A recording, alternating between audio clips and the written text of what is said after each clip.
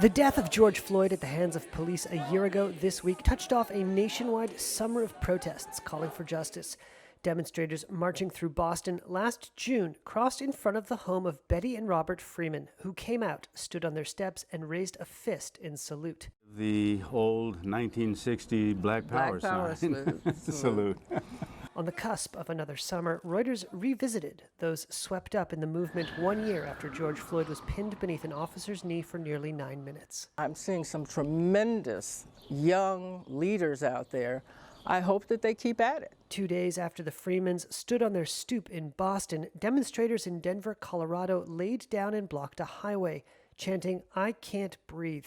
Among them, armed with a bullhorn, was 16-year-old Bethel Boateng. In that moment, I felt very powerful. She recently told Reuters that she wants to start an activist club at her high school to address racial inequality and police reform. It was a hard time period for people of color, and they just kept fighting, and I just feel like that's what we just need to keep doing. In the U.S. Capitol last August, activists descended on the Washington Monument to rally for justice. Among them was Aaron Xavier Wilson. With a black marker and a piece of cardboard, he stood there with the message, "I am a man."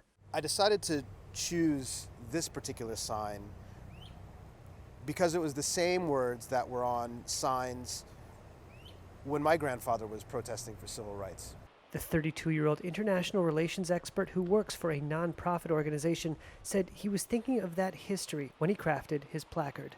There's a lot that hasn't changed, and we have a lot still left to go, then we're still going to be out here. Back in Boston, 71-year-old Betty Freeman is sure there's more struggle ahead, but she's ready for it. They just have to keep at it. We can't sit back and think that, it's going to solve itself.